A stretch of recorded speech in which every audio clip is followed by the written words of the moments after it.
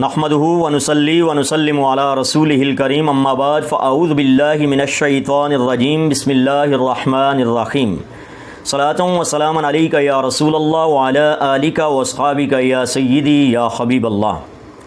सामीन व नाज़रीन, आज सोशल मीडिया पर एक क्लिप सुनने को मिला जिसमें एक मारूफ मुकर्रिर और ख़तीब ये कह रहे थे कि दौरे रिसालत में आईना नहीं था। उनकी ज़ुबान से ये जुमला सुन कर के मुझे सख्त हैरत हुई और मैंने इसी हैरानगी और परेशानी को दूर करने के लिए उनके कुछ दूसरे क्लिप निकाल करके सुने, लेकिन बजाय इसके कि मेरे उस इज़्तिराब में कुछ कमी वाक़या होती, मेरी बेचैनी में और परेशानी में मज़ीद इजाफ़ा हो गया। ये देख कर के कि उन्होंने दर्जनों मकामात पर ग्रामेटिकली मिस्टेक की हुई हैं, उनकी तकारीर में अदब को मफकूद पाया गया यानी, और इसी तरह अहादीस की मनमानी तशरीह उन्होंने की और तारीख़ी हक़ाइक़ से भी चश्मपोशी की गई। इन तमाम चीज़ों से पर्दा उठाना और इस मुख्तसर से वीडियो क्लिप में इन तमाम नकात को बयान करना ये मुमकिन नहीं है, चूँकि वक्त के दामन में इतनी गुंजाइश भी नहीं है। अलबत्ता मैं दो हवालों से बात करूँगा। एक नुक्ता तो मेरे इस क्लिप के शुरू में होगा आईने के हवाले से, और एक इससे भी बड़ा ब्लंडर वो इस क्लिप के एंड पे आपके गोश गुजार करूँगा और आपसे राय भी लूँगा कि ऐसा कहने वाले के लिए शरअन क्या हुक्म है। तो इस वीडियो क्लिप को आखिर तक देखिएगा और जितना मुमकिन हो सके इसको ज़्यादा से ज़्यादा शेयर कीजिएगा ताकि उन तक मेरा ये पैगाम पहुँच सके। पहले आप उनका ये क्लिप सुन लें, फिर मैं बात करता हूँ। इमाम गजाली रहमतुल्लाह तआला इहयाउल उलूम के अंदर लिखते हैं, नबी पाक सल्लल्लाहु अलैहि वसल्लम घर में जलवागर थे। जी जी। बाहर से आवाज आई, किसी ने आपको बुलाया। आप जब जाने लगे ना तो आईने उस वक्त नहीं थे, तो आईने उस वक्त नहीं थे, तो आईने उस वक्त नहीं थे, तो आईने उस वक्त नहीं थे। आपने क्या किया? एक मटके में पानी था आपने मटके का ढक्कन हटाया और उसके अंदर ऐसे अपना चेहरा करके दाढ़ी मुबारक ठीक की, अपना इमामा शरीफ सेट किया और आपने यहां से देखकर कपड़े सेट किए। तो जी सामीन, आपने सुना, मौसूफ कह रहे हैं कि एक शख्स नबी अलैहिस्सलातु वस्सलाम से मिलने के लिए आया और उसने बाहर खड़े होकर हुज़ूर अकरम सल्लल्लाहु अलैहि वसल्लम को बुलाया। तो आप सल्लल्लाहु ताला अलैहि वसल्लम ने घड़े का ढक्कन उठाया, पानी वाले घड़े का ढक्कन उठाया और पानी में अपना चेहरा करके हुजूर ने अपनी दाढ़ी में कंघी की और अमामा सेट किया और कपड़े सेट किए, और साथ ही कहते हैं कि उस दौर में आईने नहीं थे। तो आइए अहादीस व आसार और तारीख़ की रोशनी में हक़ाइक़ तक पहुँचने की कोशिश करते हैं कि आया दौरे रिसालत में आईना था या नहीं था। ये जो रिवायत उन्होंने नकल की है ये इहयाउल उलूम से उन्होंने नकल की है, जो कि इमाम गज़ाली रहमतुल्लाह ताला अलैहि की मारूफ़ किताब है। तो इमाम तबारानी अपनी किताब अल-मुअजमुल औसत की 5वीं जिल्द के सफ़ा नंबर 255 पर हदीस नंबर 5242 नकल करते हैं, और यही रिवायत अल्लामा अलाउद्दीन अली मुत्तकी रहमहुल्लाह अपनी मारूफ़ किताब कंजुल उम्माल फ़ी 7वीं जिल्द में हदीस नंबर 18157 नकल करते हैं। और इसी मफ़हूम की एक हदीस इमाम बहकी ने अपनी अस्सुननुल कुबरा में भी नकल की है। हज़रत उम्मुल मोमिनीन सैयदा आयशा सिद्दीक़ा रज़ियल्लाहु ताला अन्हा राविया हैं। आप फरमाती हैं कि नबी अकरम सल्लल्लाहु ताला अलैहि वसल्लम सफ़रो हज़र में 5 चीज़ें ऐसी थीं कि जिन्हें अपने से जुदा नहीं करते थे, यानी हालत क़याम में हो या सफ़र में हो, हुजूर 5 चीज़ें अपने साथ रखते थे और उनको बवक्त ज़रूरत इस्तेमाल करते थे। इस रिवायत में ये लफ्ज़ है कि उन 5 चीज़ों में से एक चीज़ वो आईना होता था। अगरचे इस हदीस की जो सनद है उस पर मुहद्दिसीन ने बहस की है, लेकिन चूँकि इस हदीस से मेरा मकसद ना ही फ़ज़ाइल अमाल बयान करना है और ना ही अहकाम साबित करना है, बल्कि इस हदीस को बयान करने का मकसद सिर्फ़ ये है कि दौरे रिसालत में आईना मौजूद था। इसी तरह आगे हम बढ़ें तो मौसूफ़ ने इहयाउल उलूम का हवाला दिया इमाम गज़ाली अलैहि रहमा की किताब का। तो मैं कहता हूँ कि مولوی صاحب آپ نے احیاء العلوم کو صحیح طرح نہیں پڑھا. اگر آپ نے احیاء العلوم کو صحیح طرح پڑھا ہوتا تو آپ کو یہ ذلت اور رسوائی نہ اٹھانا پڑتی کہ نبی اکرم صلی اللہ تعالی علیہ وسلم کے دور مبارکہ میں آئینے نہیں تھے. آپ کو محقق اعظم کا لقب دوں یا میں کیا کہوں، آپ کی تحقیق کو سلام کروں یا کیا کروں. بہرحال جس احیاء العلوم کا آپ نے حوالہ دیا کہ نبی علیہ الصلاۃ والسلام کے دور میں آئینے نہیں تھے، اسی احیاء العلوم سے میں آپ کو حوالہ دوں گا کہ نبی اکرم صلی اللہ تعالی علیہ وسلم کے دور میں آئینے تھے. آپ صلی اللہ تعالی علیہ وسلم نے آئینہ رکھا ہوا تھا اور حضور اکرم صلی اللہ علیہ وسلم بذات خود آئینے میں اپنی صورت مبارک اور چہرہ مبارک دیکھا کرتے تھے. یعنی کہ آئینے کو یہ اعزاز حاصل ہے کہ میرے آقا مولا تاجدار کون و مقام علیہ تحیۃ و ثنا نے اس میں اپنی صورت مبارک دیکھی ہے. احیاء العلوم امام غزالی کی کتاب، اس کی دوسری جلد ہے، اس میں ایک پوری فصل امام غزالی نے لکھی ہے اور فصل کا عنوان جو قائم کیا ہے وہ ہے سفر پر روانگی سے لے کر کے واپسی تک کے 11 آداب. پبلشر ہے مکتبہ رحمانیہ. ان کی احیاء العلوم جو پبلش کی ہوئی ہے اس کی دوسری جلد کا صفحہ نمبر 419 ہے. اس پر امام غزالی رحمۃ اللہ تعالی علیہ نے روایتیں 3 نقل کی ہیں اور تینوں روایتوں میں ہے کہ نبی پاک صلی اللہ تعالی علیہ وآلہ وسلم سفر میں اپنے ساتھ آئینہ رکھتے تھے. پہلی روایت میں ہے کہ حضور اکرم صلی اللہ تعالی علیہ وسلم سفر میں 5 چیزیں اپنے ساتھ رکھتے تھے. دوسری روایت میں 6 چیزیں ساتھ رکھتے تھے اور تیسری روایت میں ہے کہ حضور اکرم صلی اللہ تعالی علیہ وسلم 2 چیزیں سفر میں اپنے ساتھ رکھتے تھے. تاہم ان تینوں روایات میں ایک چیز کامن ہے، وہ ہے آئینہ. اور تینوں احادیث میں پہلا جو کلمہ ہے وہ یہ ہے کہ حضور آئینہ سفر میں اپنے ساتھ رکھتے تھے. مجھے نہیں پتہ کہ آپ نے کس احیاء العلوم سے پڑھا ہے اور کتنا پڑھا ہے. اگر آپ یہ ساری احیاء العلوم دیکھ لیتے تو اسی میں یہ دوسری جلد کے اندر مکتبہ رحمانیہ کا صفحہ نمبر 419 ہے، وہاں پر پوری فصل ہے اور اس میں 10واں جو ادب ہے وہاں پر یہ چیز موجود ہے کہ حضور اکرم صلی اللہ علیہ وسلم سفر میں ساتھ آئینہ رکھتے تھے. اگر آپ دعوت اسلامی کی پبلش کی ہوئی احیاء العلوم دیکھنا چاہیں تو وہ بھی المکتبۃ العلمیہ دعوت اسلامی، اس کی دوسری جلد صفحہ نمبر 1021 آپ اس کو بھی دیکھ سکتے ہیں. وہاں پر بھی یہی بیان ہے کہ نبی اکرم صلی اللہ تعالی علیہ وآلہ وسلم سفر میں آئینہ اپنے ساتھ رکھتے تھے، بلکہ 5 6 یا 2 چیزیں اپنے ساتھ رکھتے تھے. اب میں آپ کو ایک برادرانہ مشورہ دوں کہ حضرت اگر آپ کو علماء و مشائخ اور سادات کی لیگ پولنگ سے اور ان پر کیچڑ اچھالنے سے اور ان کی پگڑیاں اچھالنے سے فرصت نہیں ہے اور آپ احیاء العلوم کی طرح ضخیم کتابوں کا مطالعہ نہیں کر سکتے چونکہ آپ کے پاس وقت کم ہے اور آپ شارٹ کٹ کا میتھڈ اختیار کرنا چاہتے ہیں، بڑی کتابیں ضخیم کتابیں احیاء العلوم نہیں پڑھ سکتے، تو میں آپ کو مشورہ دوں گا کہ آپ کم از کم دعوت اسلامی کے امیر محترم جناب الیاس قادری صاحب کا رسالہ ہی پڑھ لیتے. مختصر سا رسالہ ہے، نام رکھنے کے احکام. اس رسالے کو بھی پبلش کیا دعوت اسلامی نے اور اس کے صفحہ نمبر 5 پر امیر دعوت اسلامی کے سگنیچر بھی موجود ہیں. تو یہ جو رسالہ ہے نام رکھنے کے احکام، اس کے صفحہ نمبر 112 اور 111 اور 112 ان دونوں صفحوں پر امیر دعوت اسلامی محترم جناب الیاس قادری صاحب انہوں نے نبی پاک صلی اللہ تعالی علیہ وسلم کے زیر استعمال جو چیزیں تھیں ان کے نام نقل کیے ہیں. اس میں حضور اکرم صلی اللہ علیہ وسلم کی تلوار کا نام بھی لکھا، اسی طرح کمان کا، ترکش کا اور آقا کریم صلی اللہ علیہ وسلم کے نیزے کا نام، ڈھال کا نام. اور یہیں پر صفحہ نمبر 112 پر آپ نے نبی پاک صلی اللہ تعالی علیہ وسلم کے زیر استعمال جو آئینہ تھا اس کا نام بھی نقل کیا کہ حضور اکرم صلی اللہ تعالی علیہ وسلم کے پاس آئینہ تھا جسے مدلہ کہتے ہیں اور مدلہ کہا جاتا ہے.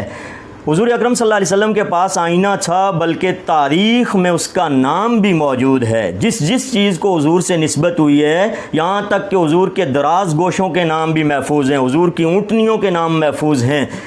پتہ نہیں آپ نے کہاں پڑھا ہے، یہ چھوٹا سا رسالہ ہی کاش آپ پڑھ لیتے تو یہ ذلت اور رسوائی آپ کو نہ اٹھانا پڑتی۔ اور اسی طرح آگے میں چلوں تو اب میں نے چونکہ آپ کو حوالہ دیا رسالہ نام رکھنے کے احکام محترم الیاس عطار قادری صاحب کا، اس میں لکھا ہوا ہے کہ حضور کا جو آئینہ تھا اس کو مدلہ کہا جاتا تھا، تو آپ کہتے ہیں آئینہ دور رسول میں نہیں تھا، وہ کہتے ہیں تھا۔ اب آپ سچے ہیں یا آپ کے بزرگ، فیصلہ آپ کر لیں۔ اور یہ صرف آپ کے بزرگوں نے ہی نہیں لکھا، بلکہ کنز العمال جس کتاب کے بارے میں علامہ چلپی علیہ رحمہ فرماتے ہیں کہ حدیث کی بڑی کتب میں سے اصول سنت کے بارے میں جس قدر احادیث علامہ متقی نے کنز العمال فی سنن الاقوال والافعال کے اندر نقل کی ہیں اور جمع کی ہیں، اس سے زیادہ حدیثیں کسی نے بھی جمع نہیں فرمائیں۔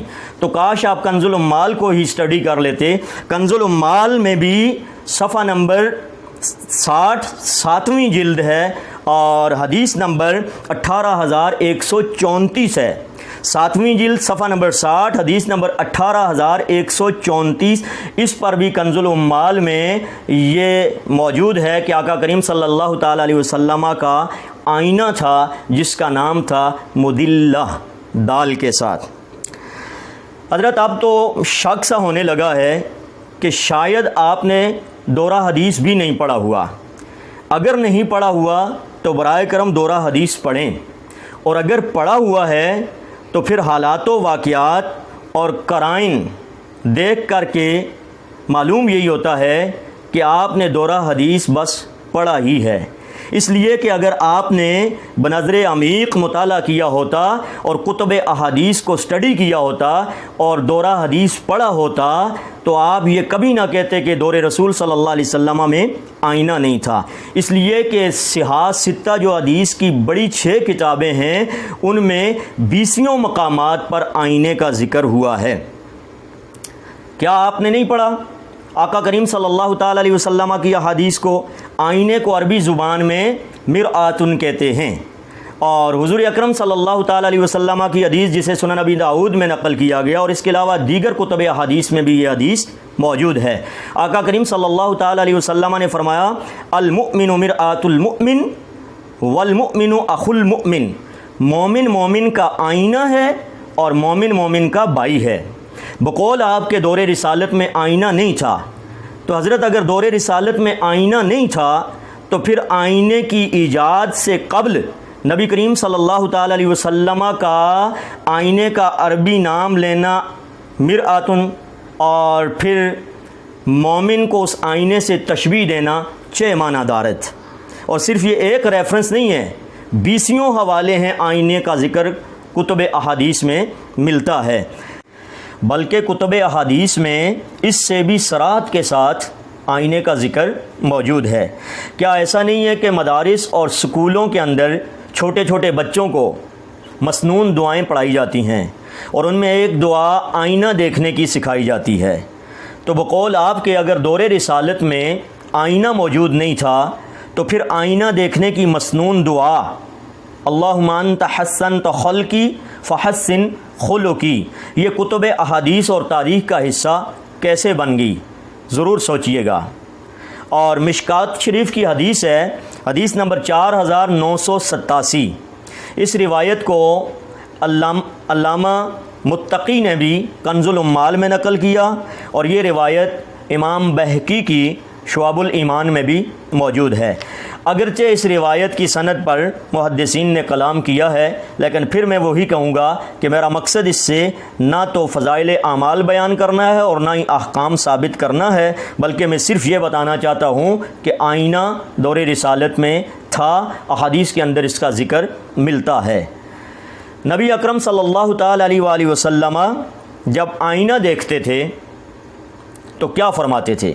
آئینہ، گھڑے کا ڈھکن اٹھا کر پانی کے اندر چہرہ نہیں دیکھنا بلکہ آئینہ۔ باقاعدہ حدیث شریف میں مرآتن کے الفاظ ہیں۔ حدیث مبارکہ ہے کان اذا نظر فی المرآت، نبی اکرم صلی اللہ تعالیٰ علیہ وسلم جب آئینہ میں اپنا چہرہ مبارک دیکھتے قال تو فرماتے الحمدللہ الذی حسن خلقی و خلقی، تمام تعریفیں اس ذات کے لیے ہیں جس نے میری تخلیق بھی اچھی فرمائی اور میرے اخلاق بھی اچھے فرمائے۔ اور آپ صلی اللہ علیہ وسلم سے فرماتے وَزَانَ مِنِّي مَا شَانَ مِنْ غَيْرِي، اور جو چیزیں دوسروں کی عیب دار بنائیں وہ میری حسین و جمیل بنائی ہیں۔ تو اس روایت میں بھی آئینے کا ذکر ہے کہ نبی اکرم صلی اللہ تعالیٰ علیہ وسلم آئینہ دیکھتے وقت یہ دعا پڑھا کرتے تھے۔ دوسرا جو بلنڈر سننے میں آیا وہ سامعین اس سے بھی بڑا ہے، اور اس پر میں تو کوئی حکم نہیں لگاؤں گا، حالانکہ یہ موصوف تو ممبر پر ہر ایک کو جو بھی ان سے اختلاف کرے، جو بھی انہیں پسند نہ ہو یا کسی کا خطاب پسند نہ ہو، نظریاتی اختلاف ہو، تو اس کو پتہ نہیں کیا کیا فتوے لگا دیتے ہیں۔ میں کفر کا فتویٰ نہیں لگاتا، یہ بات علماء پر چھوڑتا ہوں، پوائنٹ آؤٹ میں نے کر دیا ہے، بال ان کے کورٹ میں ہے، جو حکم وہ لگائیں گے۔ پہلے ان کا یہ کلپ سنیے۔ اللہ تعالیٰ جدو جنمیاں نو فرمائے گا نا جنم چ جاؤ تے جنم دا عذاب لو، تے اللہ یہ نہیں فرمائے گا اور چھڑو، اور اللہ فرمائے گا ذق انک انت العزیز الکریم۔ اللہ فرمائے گا ہاں بھائی اور مزے چک، اللہ فرمائے گا ہاں بھائی اور مزے چک، اللہ فرمائے گا ہاں بھائی اور مزے چک۔ تو جی سامعین، آپ نے سنا کہ موصوف کہہ رہے ہیں کہ اللہ تعالیٰ جب جہنمیوں کو جہنم میں بھیجے گا تو اللہ تعالیٰ انہیں فرمائے گا ذق انک انت العزیز الکریم۔ یہ سورۃ الدخان کی آیت نمبر 49 سے 49۔ تو موصوف کہتے ہیں کہ اللہ تعالیٰ یہ نہیں فرمائے گا کہ عذاب میں جلو، بلکہ اللہ تعالیٰ فرمائے گا ہاں بھائی، ہاں بھائی، یہ کیا ہے؟ اور ساتھ آپ ان کی باڈی لینگویج دیکھیں، یہ تمسخر اڑانا، یہ مسخرہ کرنا، ہاں بھائی اور مزہ چکھ۔ تو میں جو پوائنٹ بتانے لگا ہوں، مجھے یہ بتائیے کہ کفار کون ہیں؟ سورہ انفال کی ورس نمبر 22 ہے، 22 نمبر آیت، اللہ تعالیٰ فرماتا ان شر الدواب عند اللہ الصم البکم الذین لا یعقلون، تمام جانداروں میں سے بدترین اللہ کے نزدیک وہ بہرے اور گونگے ہیں جو کوئی عقل نہیں رکھتے، مراد اس سے کفار ہیں۔ ہمارے نزدیک، میرے اور آپ کے نزدیک مخلوقات میں سے سب سے بری مخلوق خنزیر ہے، لیکن اللہ فرماتا ہے سورہ انفال کی آیت نمبر 22 میں کہ میرے نزدیک خنزیر سے بھی بدتر کافر ہے۔ اور یہ جو سورۃ الدخان کی آیت نمبر 49 سے 49، اس میں جو جہنمیوں کا ذکر ہو رہا ہے، اس سے مراد گناہگار مسلمان نہیں بلکہ پیور کافر ہیں۔ تفاسیر اٹھا کے آپ دیکھ لیں، بالخصوص علامہ غلام رسول سعیدی صاحب، ان کی تبیان القرآن اٹھا کر کے آپ پڑھیں، اس سے مراد کفار جہنمی ہیں۔ اور اللہ تعالیٰ کے نزدیک جانداروں میں سے بدترین مخلوق سورہ انفال کی آیت نمبر 22 کی روشنی میں وہ کفار ہی ہیں۔ ارشاد باری تعالیٰ ان شر الدواب عند اللہ الصم البکم الذین لا یعقلون، بے شک اللہ تعالیٰ کے نزدیک جانداروں میں سے بدترین بہرے اور گونگے ہیں جو کچھ نہیں سمجھتے، عقل نہیں رکھتے، مراد کفار ہیں۔ میں اور آپ مخلوقات میں سے خنزیر کو بدتر سمجھتے ہیں، جانداروں میں سے سب سے بدتر سمجھتے ہیں، تو کیا کوئی ایسا شخص ہے کہ اس کی فصل کا خنزیر نقصان کر رہا ہو، اس نے اس میں مثال دے رہا ہوں کرنٹ لگایا ہو، ارتھ چھوڑا ہو اور وہ مر رہا ہو، تو مرتے ہوئے اس خنزیر کے پاس آ کر وہ یہ کہے کہ ہاں بھائی ہون سنا کیا مزہ ہے؟ نہیں ایسا کہے گا نا، اس لیے کہ بدترین مخلوق ہے خنزیر۔ اور اللہ تعالیٰ کے نزدیک بدترین مخلوق سورۃ الدخان کی اس آیت کے ساتھ سورہ انفال کی آیت نمبر 22 کو اگر جوڑیں تو وہ ہیں کفار۔ تو آپ یہ سوچ بھی کیسے سکتے ہیں، مخلوقات میں سے سب سے بہترین مخلوق کے لیے بھی یہ جائز نہیں کہ کوئی کہے کہ وہ اللہ کا بھائی ہے، اور چہ جائے کہ جو بدترین مخلوق ہے کفار، ان کے لیے یہ کہنا کہ اللہ تعالیٰ فرمائے گا ہاں بھائی ہون مزہ چکھ، یہ کیا ہے؟ اور ساتھ جو سٹائل حضرت کا ہے، باڈی لینگویج ہے، آپ اسے دیکھیں تو الامان والحفیظ میں کیا کہوں۔ نور اللغات ڈکشنری ہے اردو کی، اس میں اگر آپ بھائی کا معنی دیکھیں نا تو 2 معنی لکھے ہیں۔ پہلا معنی لکھتے ہیں کہ بھائی کا مخفف ہے، اور آپ کو پتہ ہے اللہ تعالیٰ کا کوئی بھائی نہیں، سورہ اخلاص میں اللہ تعالیٰ فرماتا ہے لم یلد ولم یولد، جب اس کا کوئی باپ ہی نہیں تو پھر بھائی کہاں سے ہوگا؟ تو اس لیے بھائی اس معنی میں بھی نہیں۔ اور دوسرا فرق لکھتے ہیں کہ بھائی ہمسر اور خردوں کو خطاب کرنے کا کلمہ ہے۔ اور اسی سورہ اخلاص کے آخر میں اللہ تعالیٰ فرماتا ہے لم یکن لہ کفوا احد، کوئی ایک بھی اللہ تعالیٰ کا ہمسر نہیں۔ تو نہ اس کا کوئی بھائی ہے نہ کوئی اس کا ہمسر ہے، تو پھر بھائی کا مخفف بھائی کہنا کہ اللہ فرمائے گا ہاں بھائی سنا، تو یہ کیا ہے؟ ممکن ہے کہ آپ اس کی کوئی تعویل کریں، کوئی توجیہ کریں، لیکن بلا فائدہ بے سود ہے وہ، اس کا کوئی فائدہ نہیں ہے۔ آپ اللہ تعالیٰ سے معافی مانگیں، استغفار کریں، توبہ کریں۔ میں کوئی فتویٰ نہیں لگاتا، جس طرح آپ فتوے لگاتے ہیں علماء پر، تو میں علماء پر چھوڑتا ہوں، وہ قرآن و سنت کی روشنی میں اس کلمے کو، اس جملے، آپ کے اس جملے کو دیکھیں، سنیں، اور پھر جو بھی حکم لگتا ہے وہ ضرور لگائیں۔ انشاءاللہ نیکسٹ ٹائم پھر آپ کی خدمت میں چند ایک باتیں لے کر حاضر ہوں گا۔ تب تک کے لیے اللہ حافظ، السلام علیکم ورحمۃ اللہ وبرکاتہ۔